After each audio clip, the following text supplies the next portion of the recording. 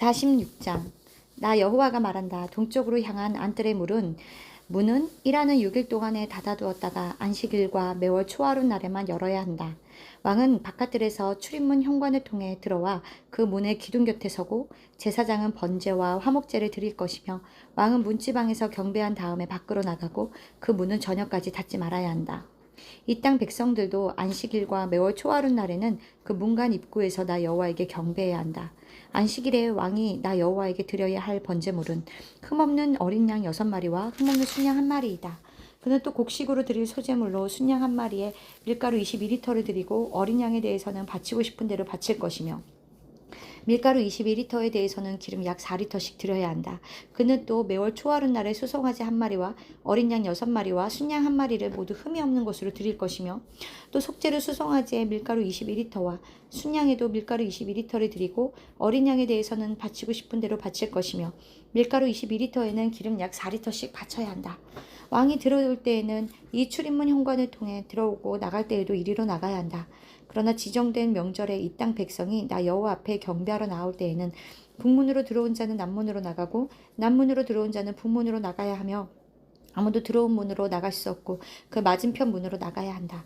이때 왕은 백성들 가운데 있어야 하며 그들이 들어올 때 들어오고 그들이 나갈 때 나가야 한다. 명절과 축제 때 곡식으로 드리는 소제물은 수송아지 1마리에 밀가루 22리터와 순양 1마리에 밀가루 22리터이며 어린 양에 대해서는 바치고 싶은 대로 바치고 밀가루 22리터에는 기름 약 4리터씩 바쳐야 한다.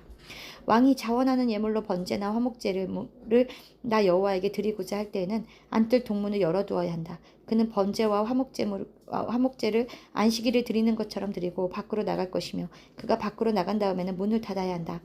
매일 아침마다 너희는 흠이 없는 1년 된 어린 양 1마리를 준비하여 나 여호와에게 번제로 드리고 그것과 함께 드릴 곡식의 소제물로 밀가루 약 4리터와 기름 1.2리터를 섞어 매일 아침마다 드려라. 이것은 영원한 규정으로 삼아 나 여호와에게 곡식으로 드릴 소제이다. 이와 같이 어린 양과 밀가루와 기름은 매일 아침마다 준비하여 정기적으로 드리는 번제로 삼아라. 나 주 여호와가 말한다. 만일 왕이 한 아들에게 자기 재산의 일부를 선물로 준다면 그것은 그 아들에게 상속된 재산이 되어 대대로 그 자손들의 것이 될 것이다. 그러나 만일 왕이 재산의 일부를 한 종에게 선물로 준다면 그것은 종이 자유를 얻게 되는 희년까지만 그 종의 소유가 되고 그 후에는 소유권이 다시 왕에게 돌아갈 것이다. 왕의 재산은 그 아들만이 물려받을 수 있다. 왕은 백성의 재산을 강제로 빼앗아서는 안 되며 왕이 자기 아들에게 재산을 주고 싶으면 자기 재산 중에서 주어야 한다. 그래서 내 백성이 재산을 잃고 그 땅에서 떠나 흩어지는 일이 없어야 할 것이다. 그 후에 그가 그 문 측면에 있는 출입구를 통해 나를 데리고 북쪽으로 향한 제사장의 거룩한 방으로 들어갔다. 그리고 그는 그 방들이 있는 서쪽 끝에 한 곳을 가리키면서 이렇게 말하였다. 이곳은 제사장의 허물을 속하는 속건제와 죄를 씻는 속죄제의 희생제물을 삼고 곡식으로 드리는 소제의 제물을 굽는 것이다. 여기서 제물을 삶고 굽는 이유는 거룩한 것을 바깥들로 가지고 나가 백성들이 피해를 입지 않도록 하기 위해서이다. 그런 다음 그는 나를 데리고 바깥들로 나가서 뜰 4구석을 보여주었다. 그래서 내가 보니 그 구석마다 또 다른 뜰이 있었으며 그 뜰 4구석은 담으로 막혀 있었다. 그리고 그 구석의 뜰의 길이는 21m이고 폭은 15.8m인데 4구석의 크기가 모두 같았다. 이 구석 담 안으로 돌아가며 돌로 쌓은 부엌이 있고 거기에 제물을 삶을 수 있는 설비가 되어 있었다. 그가 나에게 이것은 성전에서 섬기는 자들이 백성의 제물을 삶는 곳이다 하고 말하였다. 47장. 그가 나를 데리고 성전 문으로 갔다. 그래서 내가 보니 성전 문지방 밑에서 물이 나와 성전 전면이 향하고 있는 동쪽으로 흐르다가 성전의 오른쪽 곧 제단의 남쪽으로 흘렀다. 그는 또 북문을 통해 나를 바깥으로 데리고 가서 동쪽으로 향한 문을 돌아보게 했는데 그 문 남쪽에서 물이 흘러내리고 있었다.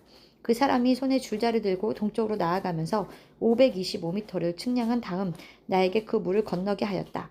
이때 물은 겨우내 발목에 닿을 정도였다. 그가 다시 525m를 측량하고 나에게 물을 건너게 했을 때는 물이 무릎까지 찼으며 다시 525m를 측량하고 나에게 물을 건너게 했을 때는 물이 허리까지 찼다. 그는 다시 525m를 측량하고 나에게 물을 건너게 하였다. 이번에는 그 물이 걸어서는 건널 강일 수 없고 헤엄을 쳐야만 건널 수 있는 깊은 강이 되었다. 그때 그는 나에게 사람의 아들아, 내가 이것을 잘 보았느냐 물었다. 다음으로 그는 나를 데리고 강변으로 갔다. 내가 그곳에 가서 보니 양쪽 강변에 많은 나무들이 있었다. 그때 그가 나에게 말하였다. 이 물은 동쪽 지방으로 흘러 요단 계곡을 지나 사해에 이른다. 이 물이 사해로 흘러들어가면 사해의 그 짠물이 단물이 될 것이다. 이 강물이 흘러들어가는 곳마다 모든 생물과 고기는 물고기가 번성할 것이며 이 물이 흐름으로 사해의 물이 담수가 되고 이 강물이 흐르는 곳에는 모든 것이 살 것이다. 그 해안에는 어부들이 있을 것이며 엔게디에서부터 엔에글라인까지 어부들이 그물을 펴서 말리는 곳이 될 것이다. 그리고 그곳에도 지중해에 있는 고기와 같은 많은 종류의 고기들이 있을 것이다. 그러나 그 해변의 늪과 습지는 회복되지 못하고 소금의 원천으로 남겨질 것이다. 그리고 그 강의 좌우측 기슭에는 모든 종류의 과일나무가 자랄 것이며 그 잎이 시들거나 열매가 맺히지 않는 일이 없고 달마다 싱싱한 과일을 맺을 것이다. 이것은 그 강물이 성소에서부터 흘러내리기 때문이다. 그리고 그 과일은 다 먹을 수 있는 것들이며 그 잎은 약초로 쓰일 것이다. 주 여호와께서 말씀하셨다. 너희는 다음의 토지 경계선에 따라 이스라엘의 12지파에게 땅을 분배하라. 요셉 지파에게는 두 구획을 주어야 한다. 내가 너희 조상들에게 이 땅을 나누어 주겠다고 엄숙하게 약속하였다. 그러므로 너희는 이 땅을 공평하게 분배하여 너희 소유로 삼아라. 이 땅의 경계는 이렇다. 북쪽 경계선은 지중해에서부터 동쪽으로 헤들론길을 통해 하맛 고개를 지나 스다성을 거쳐 다마스커스와 하맛 경계 사이에 있는 브로다와 시브라임을 지나 하우란 경계선에 위치한 하셀, 핫디곤까지이다. 다시 말하면 지중해에서부터 하맛을 거쳐 다마스커스의 북쪽 경계인 하살에난까지가 북쪽 경계선이다. 동쪽 경계선은 하살에난에서부터 남쪽으로 하우란까지 가서 서쪽으로 굽어 길르앗과 이스라엘 땅 사이에 있는 요단강을 따라 사해 남쪽 다말까지이다. 남쪽 경계선은 다말에서부터 가데스의 무리바셈을 지나 이집트 시내를 따라 지중해까지이다. 서쪽 경계선은 지중해인데 그것은 남쪽 경계선에서부터 북쪽 경계선이 시작되는 지점까지이다. 너희는 이 땅을 이스라엘 지파에 따라 분배하라. 너희 가운데서 자녀를 낳고 사는 외국인들에게도 땅을 분배해 주어야 한다. 너희는 그 외국인들을 본토에서 난 이스라엘 사람처럼 여기고 그들도 너희와 함께 이스라엘 지파 중에서 땅을 얻게 하되 그들이 현재 살고 있는 지파에서 그들의 몫을 주도록 하라. 이것은 나 주 여호와의 말이다. 48장 각 지파에게 분배될 땅 전체의 북쪽 경계선은 지중해에서부터 동쪽으로 헤들론을 지나 하맛 고개를 넘어 다마스커스의 북쪽 경계선에 있는 하사 에난까지이다. 동쪽 경계선에서 서쪽 경계선까지 위에서부터 아래로 한 구획씩 차례로 각 지파에게 분배하라. 제2북쪽 구획은 단 지파의 땅이며 단 지파의 경계선 아래로 동쪽 경계선에서 서쪽 경계선까지는 아세 지파의 땅이다. 그 다음으로 분배받을 지파는 위에서부터 아래로 납달리 지파, 므낫세 지파, 에브라임 지파, 르우벤 지파, 유다 지파의 순이다. 유다 지파의 경계선 아래로 동쪽 경계선에서 서쪽 경계선까지는 특별한 용도를 위해 너희가 따로 떼어놓을 땅이다. 이 땅의 폭은 북에서 남까지 13.1km이며 길이는 각 지파에게 배분될 땅의 동서 길이와 같고 성전은 그 지역 내에 위치할 것이다. 너희가 나 여호와에게 바쳐야 할 성소의 땅의 길이가 13.1km이며 폭이 5.3km이다. 이 거룩한 땅은 제사장이 소유할 몫이다. 이것은 동에서 서까지 13.1km이고 북에서 남까지 5.3km인데 그 중앙에나 여호와의 성전이 위치할 것이다. 이 땅은 사독의 자손 중 거룩하게 구별된 제사장들을 위해 마련된 것이다. 그들은 자기 직분을 지키고 이스라엘 백성이 잘못된 길에 빠졌을 때 다른 레위 사람들처럼 잘못된 길에 들어서지 않은 자들이다. 그래서 그들은 레위 지파의 땅 경계선과 인접한 곳에 거룩하게 구별된 땅을 소유하게 되었는데 이것은 모든 땅 중에서도 가장 거룩한 땅이다. 제사장의 땅 경계선을 따라 레위 사람들은 길이 13.1km와 폭 5.3km의 땅을 소유하게 될 것이다. 특별히 구별하여 나 여호와에게 바친 땅은 팔거나 바꾸거나 다른 사람에게 넘겨줄 수가 없다. 이것은 거룩하여 나 여호와에게 속한 땅이기 때문이다. 특별히 떼어놓은 이 거룩한 땅과 인접한 폭 2.6km와 길이 13.1km의 땅은 거룩한 곳이 아니므로 일반 성으로 사용하여 주택지와 빈 들을 삼고 성은 그 중앙에 세워야 할 것이다. 그 성의 길이는 약 2.4km의 정사각형이다. 그리고 그 성의 빈들은 그 성 사방으로 동서남북이 다 131m씩이다.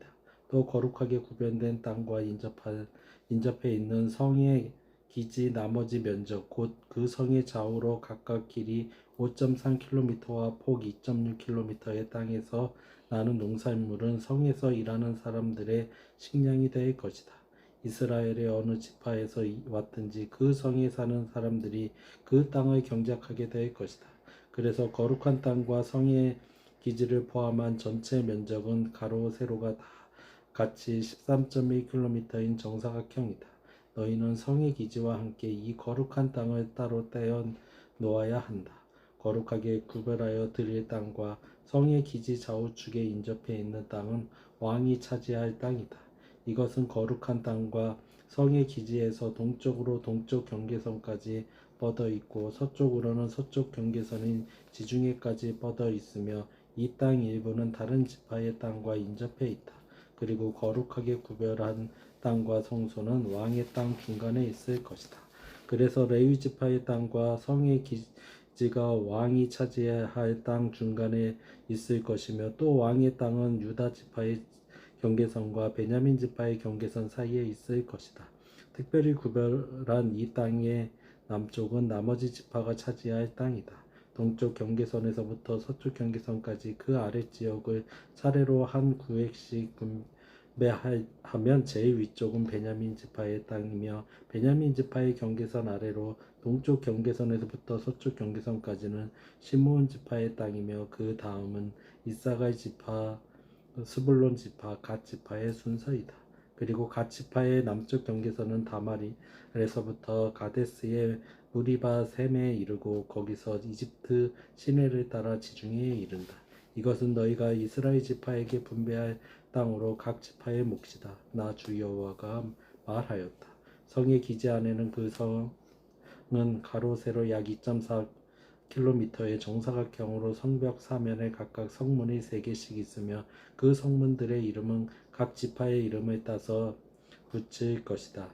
북쪽에 있는 3개의 문은 르우벤 문, 유다 문, 레위 문이며 동쪽에 있는 3개의 문은 요셉 문, 베냐민 문, 단 문이며 남쪽에 있는 3개의 문은 시므온 문, 이사갈 문, 스불론 문이요 서쪽에 있는 3개의 문은 갓 문, 아셀 문, 납달리 문이다. 그리고 그 성의 전체 둘레는 약 9.5km이다. 사람들은 그 성을 여호와께서 계시는 성이라 부를 것이다. 아멘. 아멘.